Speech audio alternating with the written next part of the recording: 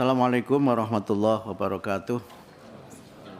Selamat pagi, salam sejahtera buat kita semua. Yang terhormat Ibu Ketua Komisi 10 beserta seluruh jajaran pimpinan dan anggota Komisi 10, Bapak-bapak, para Menteri Kabinet Merah Putih, senior saya Profesor Satrio, juga sahabat saya Pak Dr. Fadlizon dan para wakilnya. Saya ditemani oleh tim dari Kementerian Pendidikan Dasar dan Menengah. Tadi sudah disampaikan oleh Bu Ketua, para eselon 1 dan juga ada eselon 2 dan juga para staf khusus menteri yang juga bersama dengan kami. Kalau diizinkan saya perkenalkan staf khusus menteri yang bersama saya, ada Pak Dr. Didik Suardi. Saya kira Ibu sudah kenal. Kemudian sebelahnya Pak Dr. Mukhlas Rawi. Di sebelahnya lagi Pak Arif Jamali MPD. Dan yang berikutnya Bung Ma'ruf El Rumi. Saya ingin menyampaikan secara singkat saja beberapa hal yang menjadi program Kementerian Pendidikan Dasar dan Menengah. Dan mungkin juga sudah banyak informasi-informasi yang beredar di masyarakat terkait dengan apa yang akan kami lakukan. Bahkan juga sudah banyak tuntutan dari masyarakat padahal kami belum lama bekerja. Ini menunjukkan betapa harapan masyarakat sangat tinggi terhadap Kementerian Pendidikan Dasar dan Menengah. Saya ingin memulai dari tagline besar kami adalah mencerdaskan dan memajukan bangsa. Ini kami ambil dari tujuan negara yang termaktub dalam pembukaan Undang-Undang Dasar 45 dan juga sering sekali dikutip oleh Bapak Presiden Prabowo, yaitu mencerdaskan kehidupan bangsa dan memajukan kesejahteraan umum. Visi besar kami di Kementerian Pendidikan Dasar dan Menengah adalah pendidikan bermutu untuk semua. Ini kami ambil dari Undang-Undang 20/2003 tentang hak warga negara. Nah, dalam kami melaksanakan program, ini harus pakai ini ya, mungkin malah lebih lama. Saya mungkin akan langsung saja membacakan karena mungkin juga sudah ada naskahnya di Bapak Ibu sekalian, supaya lebih cepat. Landasan kami dalam melaksanakan program ini adalah pembukaan Undang-Undang Dasar 45, kemudian Undang-Undang Dasar 45 pasal 31 ayat 1 tentang setiap warga negara berhak mendapatkan pendidikan, kemudian pasal 31 ayat 3 meningkatkan keimanan dan ketakwaan serta akhlak mulia dalam rangka mencerdaskan kehidupan bangsa, kemudian Undang-Undang 20/2003 tentang sistem pendidikan nasional, pasal 3 menyebutkan pendidikan nasional berfungsi untuk mengembangkan kemampuan dan membentuk watak serta peradaban bangsa yang bermartabat dalam rangka mencerdaskan kehidupan bangsa.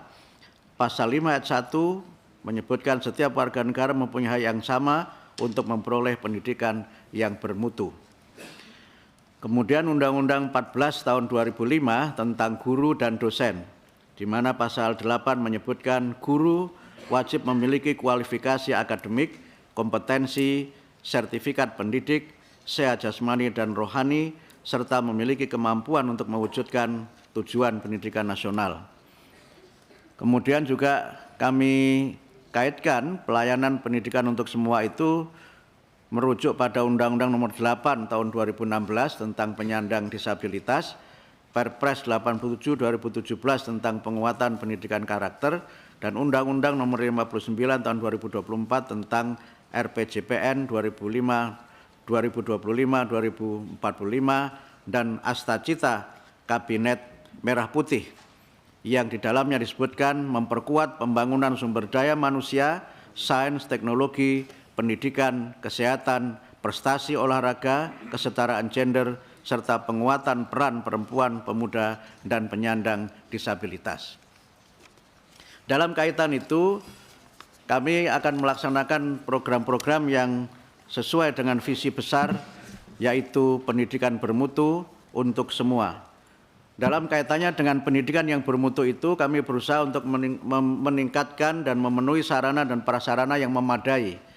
Kemudian pendidik dan tenaga kependidikan yang kompeten dan sejahtera, lingkungan sosial budaya yang mendukung, serta pembelajaran adaptif dan bermakna.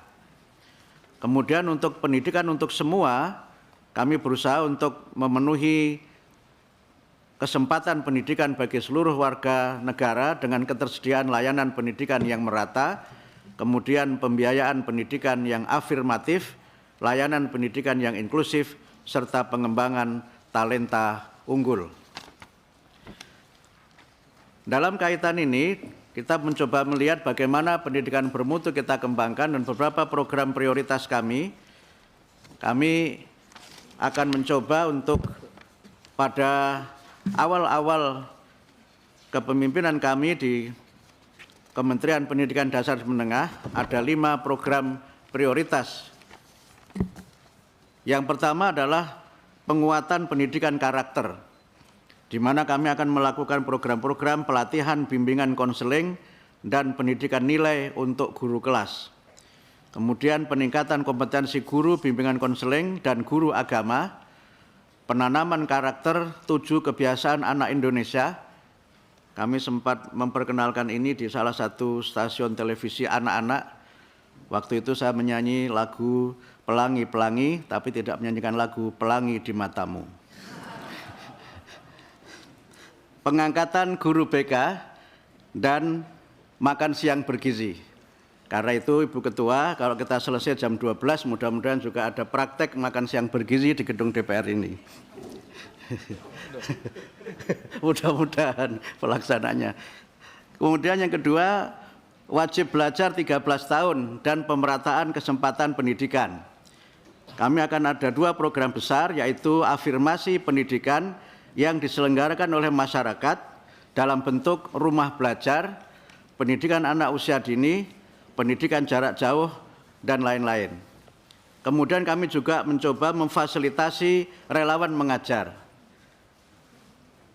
Yang ketiga, peningkatan kualifikasi, kompetensi, dan kesejahteraan guru yang meliputi peningkatan kualifikasi D4 atau D1, karena banyak guru yang belum memenuhi Undang-Undang Guru dan Dosen untuk kualifikasi minimal D4 atau S1, kemudian pelatihan kompetensi guru, dan peningkatan kesejahteraan melalui sertifikasi. Nah, poin C ini yang kami insya Allah nanti akan sampaikan itu pada peringatan Hari Guru Nasional pada beberapa minggu yang akan datang. Kemudian yang keempat adalah penguatan pendidikan unggul, literasi, numerasi, dan sains teknologi. Itu meliputi pendidikan matematika, sains, teknologi sejak usia dini. Kami sudah merancang, insya Allah pendidikan matematika itu akan dimulai dari sejak taman kanak-kanak. Dan saya sudah praktekkan bagaimana matematika untuk taman kanak-kanak dalam kunjungan kerja kami yang pertama di Palembang, di sebuah TK yang dikelola oleh Angkatan Udara. Dan kami pilih TK Angkatan Udara supaya pendidikan Indonesia terbang tinggi setinggi pesawat kita. Saya didampingi oleh Bu Ketua Komisi 10 pada waktu itu. Kemudian pendirian sekolah unggul dan pengembangan sekolah unggul. Kemudian yang ketiga, penguatan pendidikan vokasi, kejuruan, dan pelatihan. Yang kelima, pemenuhan dan perbaikan sarana dan prasarana pendidikan. Ini sangat banyak sehingga tidak perlu kami sebutkan. Kemudian yang keenam adalah pembangunan bahasa dan sastra yang meliputi pemartabatan bahasa negara, pelindungan bahasa daerah, penginternasionalan bahasa Indonesia, dan peningkatan literasi.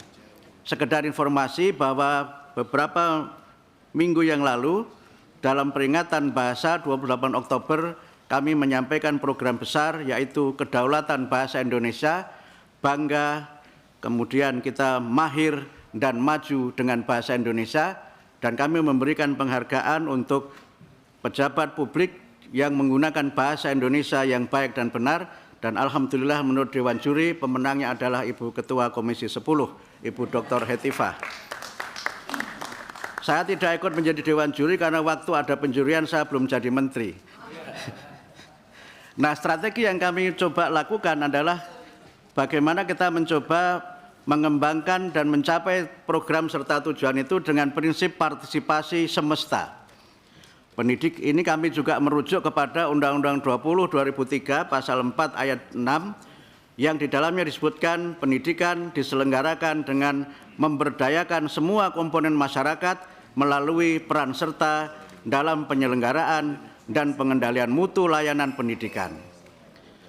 Dalam pelaksanaan partisipasi semesta itu ada 3 pilar penting, yaitu kebaruan yang meliputi upaya-upaya kita mewadahi gagasan kreatif, mempromosikan praktek baik, dan mengutamakan relevansi. Kemudian terkait dengan kemitraan, kami berusaha untuk bermitra dengan dunia usaha dan industri, kemudian juga mitra pembangunan, dan juga kemitraan dengan pemerintah, eksekutif, legislatif, dan yudikatif di semua tingkatan pemerintahan, kemudian juga kemitraan dengan masyarakat, dengan orang tua, ormas penyelenggara pendidikan, dan sebagainya.